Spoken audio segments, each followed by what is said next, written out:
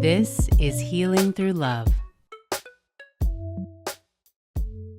Hi, everybody. Welcome back to Healing Through Love. My name is Olivia, and I'm just a 32-year-old single woman who has never been in love before. And this podcast is my journey to find a healthy, healing, long-term monogamous relationship. Very excited. Today, I have Jorge Hernandez on the show with me. Jorge is an aspiring actor and voiceover artist. He also has a YouTube channel out there, and he does a lot of really great creative projects. And we actually met on Hinge. So he was a former date that I've had in the past before. I think this was like 2 years ago, I want to say. Is that right? It was October of 2021. Wow. Yeah, we've been through it. No. No, it's great to have you. Thank you so much for coming on, Jorge. How are you doing today?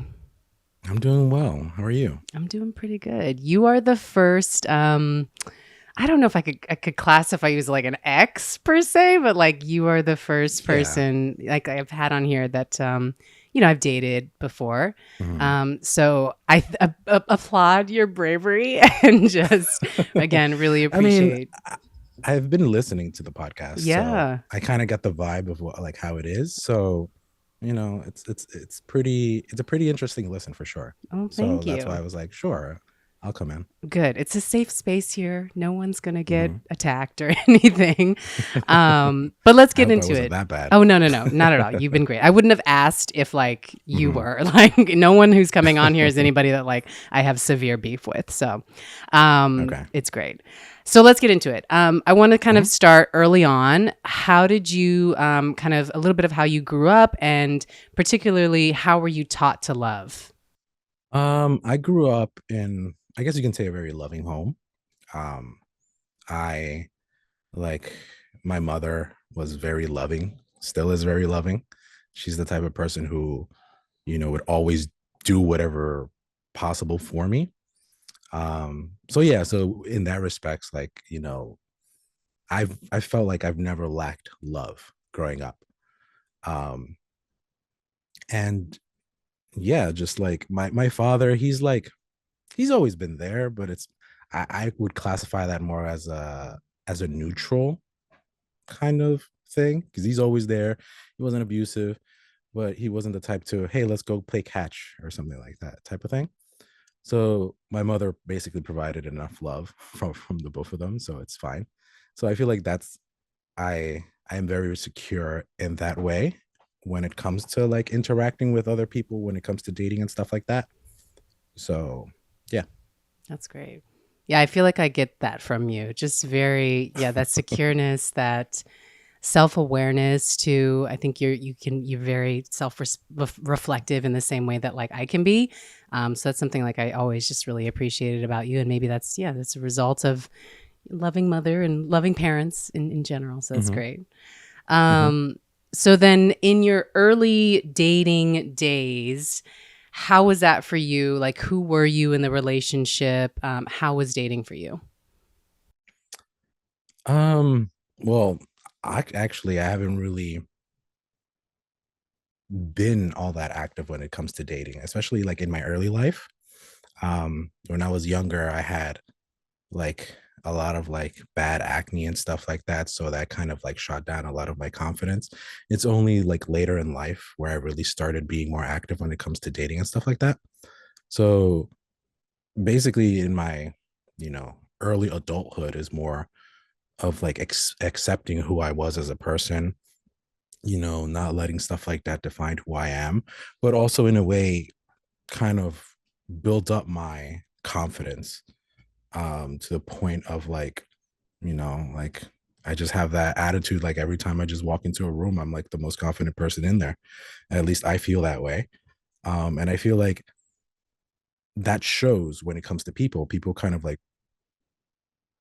pick that up, um, almost to the point of like sometimes I feel like certain individuals get intimidated by that. Um, but I mean, as a fellow Scorpio, I guess you would kind of know that. Yeah, So we have that intense energy with us. totally.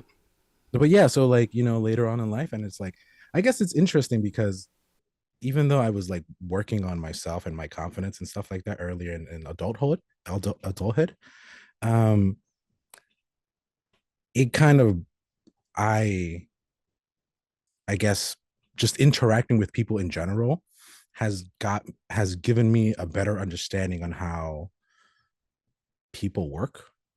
So because of that, I can transfer that knowledge and like I guess psychological knowledge in a way to people that I date. And like I know like, you know, not to be an asshole or just like try to be the best person that I can be in general and also in dating. Like I don't date to just like screw around with people. Like it kind of like sucks when I have to break it off with people. But like that has taught me a lot, I guess, to like be the person that I am now. Mm, that's great. And I love that rule. Like, just don't be an asshole. Like, yeah, that's pretty standard. I think Hmm. both Yeah. ways. That's great. And so in terms of like how you date, like, so we met on Hinge. Are you still using the apps? Do you prefer like just meeting in person? Like, how are you, I guess, finding dates these days? Yeah. I mean, it's not that I prefer apps, like I am still active. It's just, the life I live with work and stuff like that. I don't really have time to just go out and meet people and stuff like that. Um, and for me personally, I wouldn't want to date people from work because that can get messy. Mm, Like personally, I don't think it'll be a problem with me, but certain individuals can't handle that sort of thing. And then, if something doesn't work out, then, you're still seeing each other every single day. So, I try to avoid that sort of thing. So apps are basically like the only thing that I can do. So, mm. Yeah, I think that's been my definitely that was definitely my struggle early on, especially moving to New York. Like it's a hustle, it's a grind already just trying to mhm, like live here. So I was definitely at a point of just like having multiple jobs. And so having even the energy to like socialize, let alone like go out on dates or invest into a relationship, it was really hard in the beginning. And so I was finding a lot of that on both the apps and just like in the dating world in general. Is like younger people just like trying to survive was sort of mhm, obviously at the forefront. Um, and so it does make sense to like that the apps as much as easy as it can be to like shit on them and like you can definitely have some bad interactions on there. I do see the mhm, benefits of just like having this platform where you can just meet a bunch of people that you aren't working with, right? That you don't know, that you don't have to see every day if it doesn't work out. mhm. Um, and obviously, like if I wasn't on Hinge, I wouldn't have met you. So there are definitely benefits to the apps for sure. Yeah. I do want to like so part of I think what I get tripped up in dating is like obviously I put the importance of like physical connection, emotional connection, mental, spiritual, like all of those things. But lifestyle connection is definitely something that like I'll put on the back burner. So like if I meet somebody and I see that they work multiple jobs, they don't have a lot of energy, they don't have a lot of time to date, I'll still just like say like, oh well, everything else is there, so let me just keep dating this person, even though like their life doesn't really align with being able to have the kind of relationship that I'm looking for. Same thing like if they live in a different place or they're night owls and you're a morning person, right? Like do you find that conflicts in lifestyle can sometimes impact your dating? Oh yeah, absolutely. Um, I've actually have a couple examples of that. Um, there was this one girl that I did meet on Hinge, and she was, I believe, like a server or something. So she would like leave work super late, like around 2 in the morning and stuff like that. So, we never had a chance to meet up because of that. And then just fizzled out because we were basically living in two different worlds. I had like a normal ish type of schedule. And but then she was like working nights, so that didn't work out.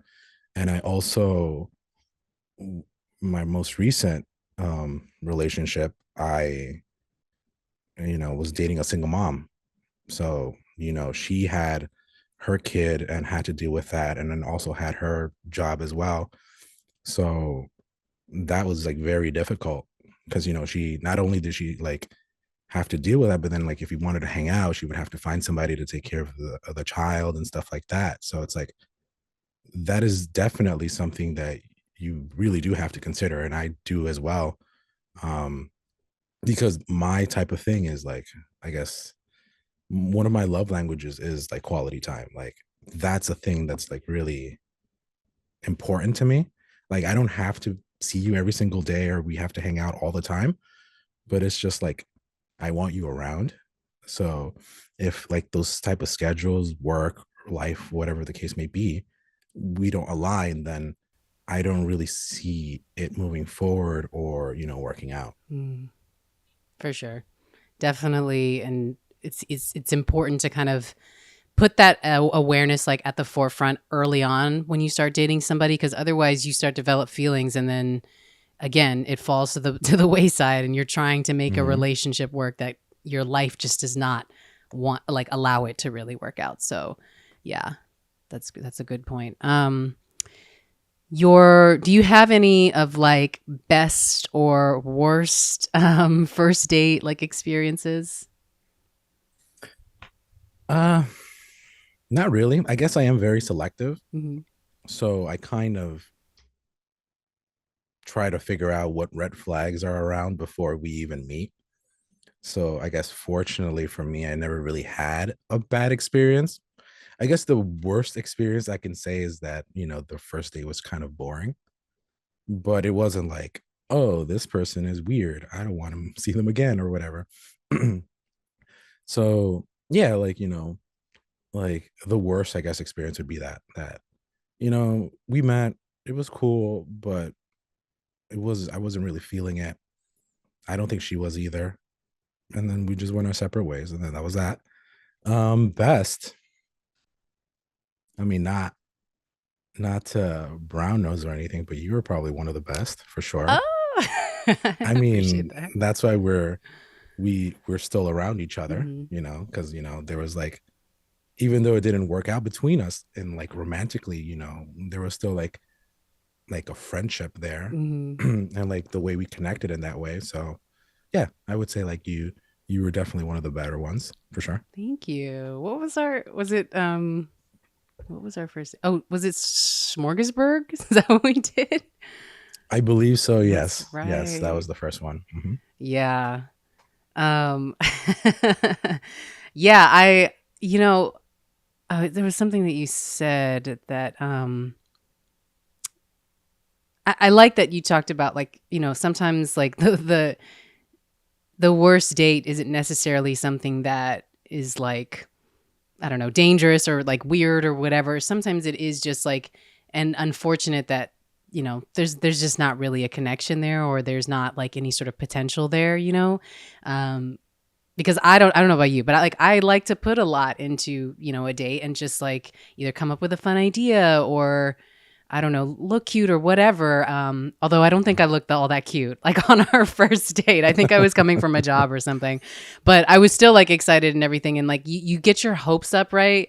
And then especially, this is the difference of like meeting somebody in real life versus like on the apps. I feel like on the apps, like I can look really good on paper. Like I can sound really good. The messages can be like really great back and forth, but then when you go and you meet somebody in person, you realize like, oh wait, the connection isn't really there, or they're not really meeting the picture that like I had on the apps.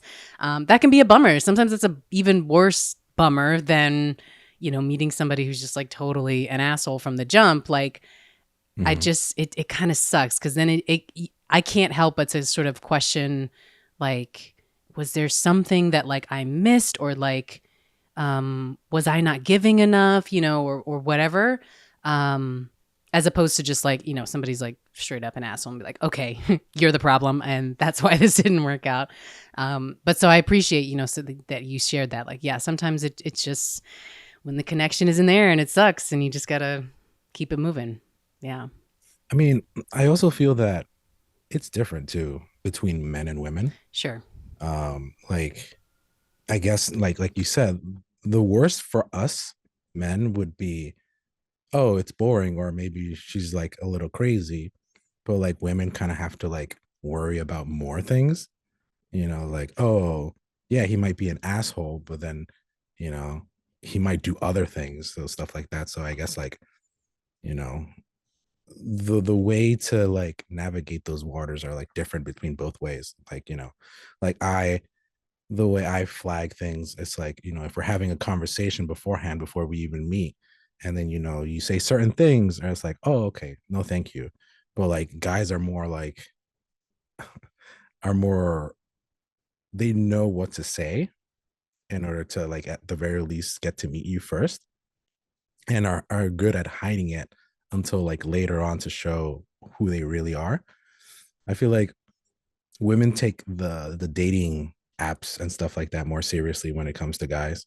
So I don't know. That's just my opinion. So I don't know. No, no, it's fair. And I think that there's definitely a lot of truth to that for sure. And especially like just the different experiences. I've always been curious as to like how men experience dating apps in the heterosexual world.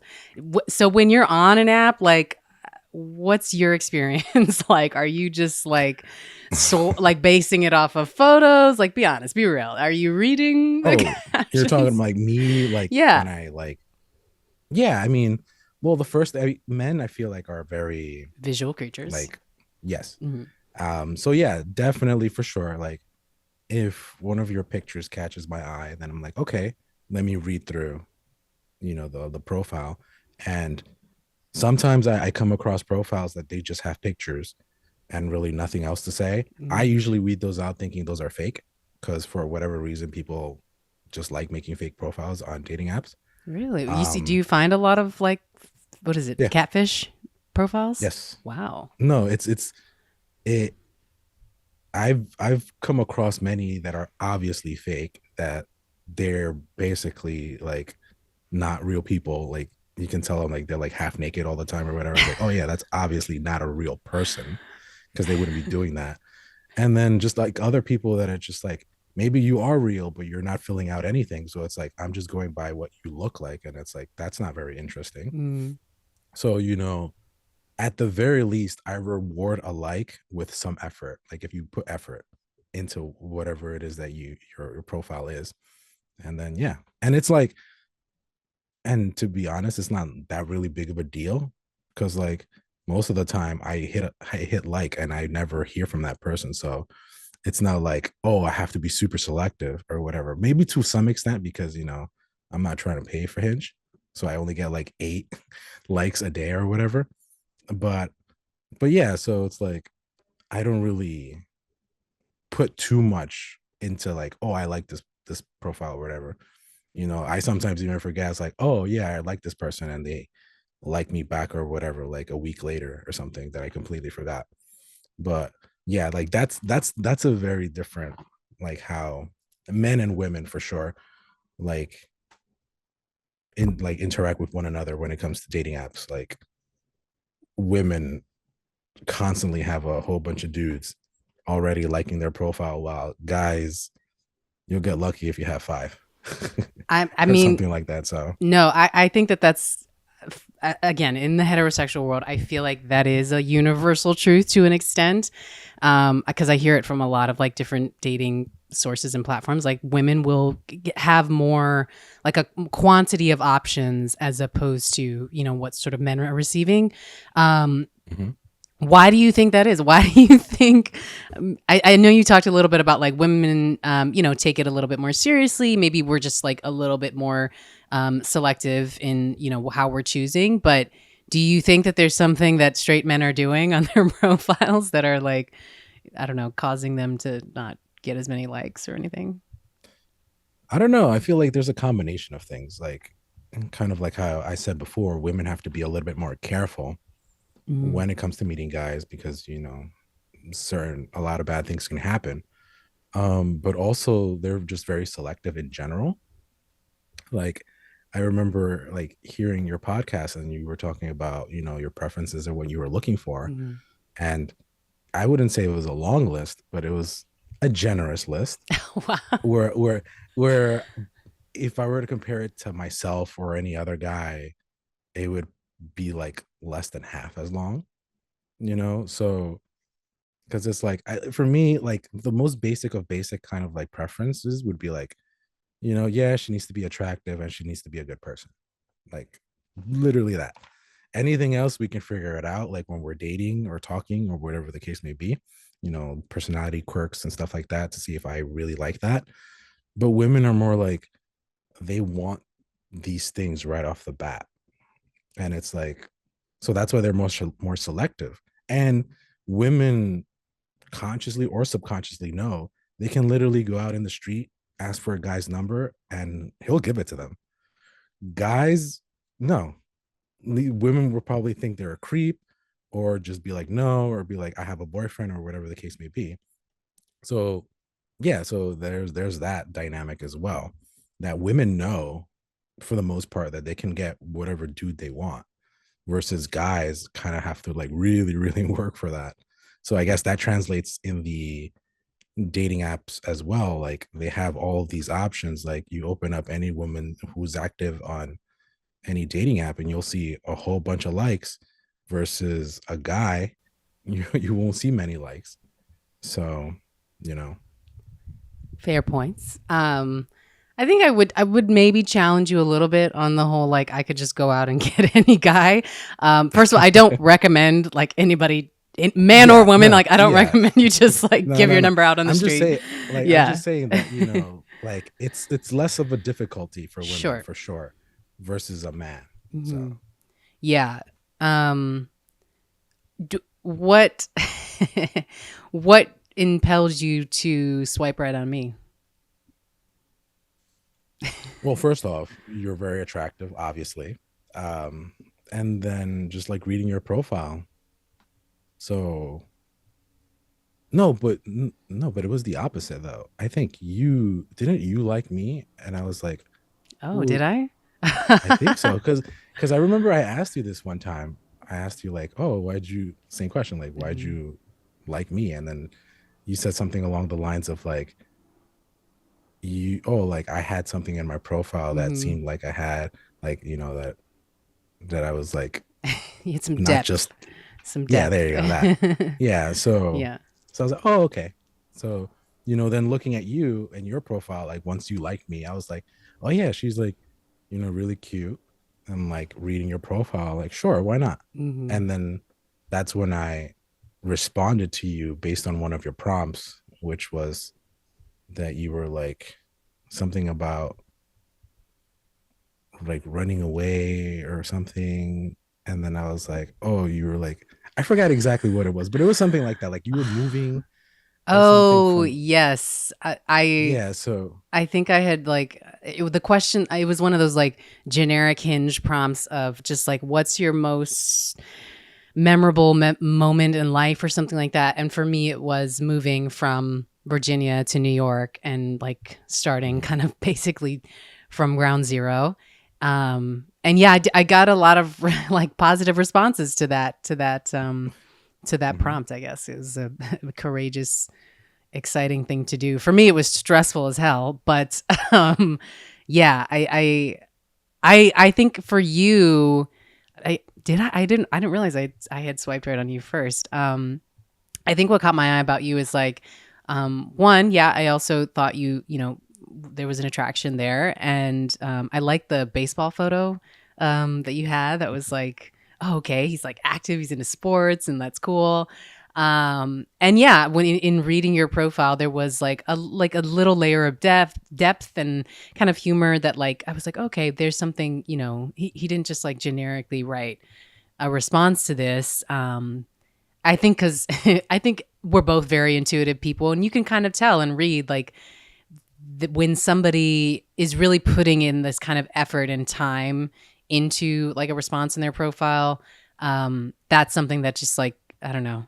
I respond well to, and I think also just like our conversation as well on the app. I don't like to spend too much time like going back and forth. I'd rather just like get to the date. I don't know about you, mhm, but I felt like what in our conversation, like it was further validating what I was seeing like on your profile, right? Like it's one thing, like I read one thing and then like we have a conversation and you are somebody totally different. I feel like that's where the catfishing kind of comes in for me. But for you, there was like consistency there, and also just like leading up to the date, you know, checking in, like confirming, like all of the follow through things. I felt like were really great from you. So yeah. Mhm. Um, Yeah, like yeah, I felt that as well. Like, I mean, I guess that's why that's the thing that I've said to you a couple of times is that we're very similar. mhm. So like that's kind of a thing as well. Like, you know, we're on a dating app, so the point is to go on a date. So it's kind of weird when people are like having all this time to talk and it's like, okay, I get it. You want to really vet the person to see if this person is not a danger or something like that. But after that, like just go out. Like like that's what I like about like dating apps in general. Cause like on a normal, like, if you meet somebody wherever, the biggest, I guess, hurdle, at least for me, is like, does this person like me? I like them, but do they like me? And then you have that whole rejection mentality is like, oh, if I go up to them, ask them out, ask for their number, then I'm gonna say no, like I don't want to deal with that. But when it comes to like dating apps, that's out of the window because like, okay, we both like each other. So we're good on that front. We're just gotta, get to know each other a little bit to see if like, okay, let's go out, that sort of thing. So I feel like in that respect, dating apps just takes a little bit of the stress when it comes to like dating and like finding somebody. So Yeah, I would agree with that. And like you said, like it's a dating app. Hopefully are all here to date, so we can mhm. just kind of get that question sort of out the way, I guess, of like, is this, you know, could this be a date? So yeah, I feel that. Um, moving more towards, I guess, kind of a deeper question. What has been your hardest lesson in love, or what has been your greatest gift from love? I feel like the hardest lesson is to not give it your all in the very beginning, Mm, you know? Like that's one of the things I heard you say like in the previous episodes that you would try to give a lot. I don't know if it's, just people in general or just us because, Scorpios, whatever. Um, I've found myself doing that in the past to not so great results, you know, like so I've learned myself to pace, you know, like I like to say that I don't want to give the full boyfriend experience on the first date because like, because we're just dating, we're just trying to figure it out. Like, I can't give you all of what I can offer because then what else can I offer in the second date, third date, etc. So it's like I like to pace myself, be like, give you a little bit here, this works out. We go on a second date, give you a little bit more until like we reach that level. It's like, all right, we commit to each other, we're in a relationship, and then you're getting the free trials before you buy the product, I guess. So for your full so that's kind of subscription. exactly. So that's kind of how what I've learned, don't go all out from the very beginning, because then you have really nothing else to offer. And then especially don't go out all out when the other person isn't really doing anything for you. So, because it's like who's benefiting? Like the other person is getting the whole relationship experience because you're giving everything, but you're not getting anything in return. You're still that friend or that person that they know. They're not giving you any of that value back. You don't feel like you're experiencing that relationship type of thing. So so yeah, that's like one of the lessons that I had to learn the hard way, I guess, No, to that just like yeah. yeah. That's a great lesson. And yeah, I have talked about this before, and um I think it also gives, when you're able to like really slow it down for yourself, one, it gives you more time to question whether you even really like this person. I feel like I will just Mhm. like dive in and not know really anything about the other person, and just sort of choose to say, yeah, I'm going to love them with my full heart. And meanwhile, like they have ill intentions with me, or like they, maybe aren't in the right place in life, or the timing isn't there. All of those other things that like I just kind of, again, put on the back burner because I'm feeling these big emotions from the jump or whatever the case may be. Or I just really want to like them. That anxious side sort of comes, want them to like me. That anxious side sort of comes forward. So I think that that's a great lesson to learn for anybody. Like, really just take your time, allow yourself to like really, really genuinely get to know this person and not just like two or three key things and then assume the rest of it, right? Like that's not really fair to the, the person that you're trying to get to know either, is like not giving them the opportunity to show you who they are. But then also like allowing yourself to really question like, how do you feel? And like, can I give a little mystery, right? Like don't show them everything right out the gate.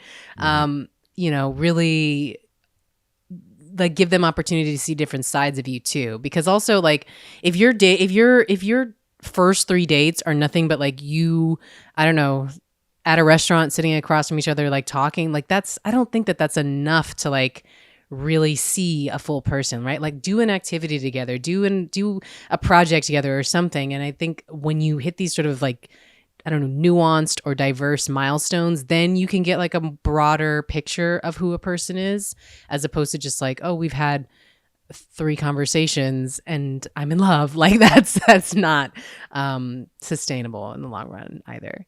Yeah. Yeah. And I feel like it comes from a good place, Mhm.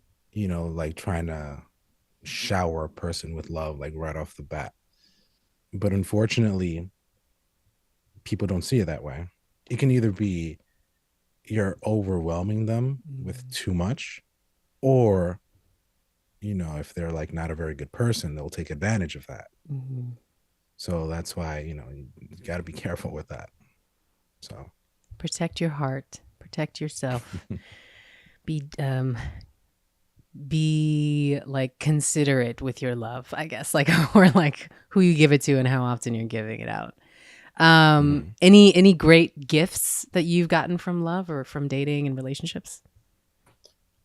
Mm, I don't know. Like, what would be considered like a gift from love? I mean, for me, it's definitely like understanding more about who I am. Like I learned so Hmm. much about myself through relationships.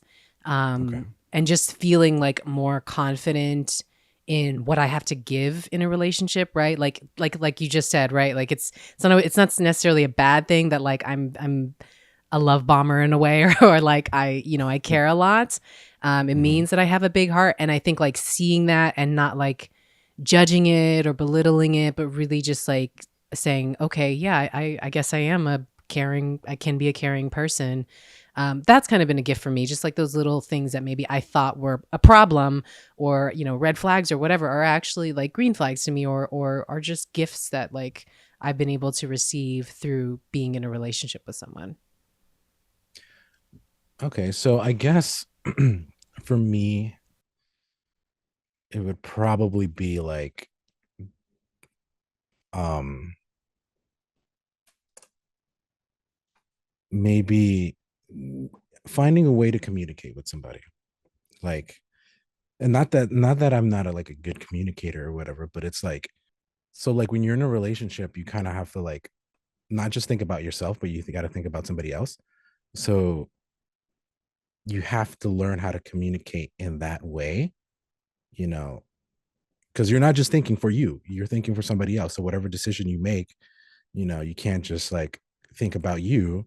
You also got to think about, oh, how is that going to affect this person, or and stuff like that. So I feel like, I've always thought more for myself, but not like in the selfish way, but like, dealing with like another personality in my life.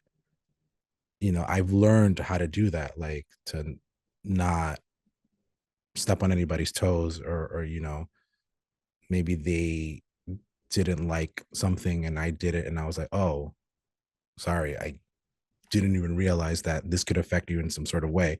So, those are, I guess, would be one of the lessons that, I've learned from love, is just to like be a little bit more conscious about. others, and like, my decisions not only just affect me but affect them as well. Totally. That's a great gift. I love that. How do you feel like you heal through love? Heal, I feel like I personally don't heal, but I feel like, and like not intentionally, but I feel like whoever interacts with me maybe gets some sort of healing. Like I've always heard people say that, I'm a very calming presence in their life. Um, that they feel safe with me, or, you know, they appreciate the knowledge or or the advice that I give them. So like, in my time, in my like living life, like I feel like I've learned a lot. So I feel very confident in myself. And I guess because of that, it kind of overflows and gives it to others. So that's why I say that I don't feel like I necessarily need healing or like seek that out or anything, like intentionally. Like it's like I'm good, but like unintentionally other people kind of gravitate towards me because they kind of notice those things. And it's not like I'm trying to save anybody or anything, but since you're here, let me help you out, kind of thing. So yeah. Love that. I guess that's the best way I can say that. So considerate. I appreciate that. That's great. Awesome. Well, Jorge, this has been amazing. Anything else that you want to share or any questions you have for me? No, I just wish you luck in your journey. Um, like that was like a thing that, like, listening to your podcast, like it kind of made me a little sad when you said that you got a little emotional when you said that you deserve to be loved and stuff like Mm. that. And it's like I never realized that you felt that way. And it's like I'm rooting you even harder for you now, because that's what you like. I kind of got a glimpse of like that from you. And like it's unfortunate that it didn't work out between us, but I still want you to be happy and to like find whatever it is that you're looking for. Thank you. And same. And I'm same, like seriously, same back to you. I'm so appreciative of people like you who I've been able to meet on my journey and just in my life that, do provide that healing and do provide good examples of just like healthy habits and secure attachment styles and all of those things that at that time I don't think I was really aware of, or I didn't have like the knowledge or the language, to categorize it in those ways. But now as I have been doing this work and really looking back at the people that like I have in my circle and in my life, you're just another one of those folks who I can kind of like look to as just a wonderful example and inspiration of the kind of characteristics and attributes I hope to embody myself. I hope to see in a partnership, and that I hope to find as I continue through this process. So thank you for being here today and for talking with me. Of course, anytime. Awesome. Thank you, everyone, for joining me today on Healing Through Love. If you have any comments, questions about today's episode, please reach out on social media. We are at solidarity_media, or you can head to solidaritymediaproductions.com to submit your questions. Would love to keep the conversation going. As always, if you are loving this podcast, please consider giving a 5-star review. It really helps extend the reach of the podcast to anybody and everybody. If you are listening on Spotify, we have some fun like polls and questions at the bottom of each episode that you can submit. I might be reading them on the show. And as always, thank you for your continued support of Healing Through Love. I'll talk to you soon, everybody.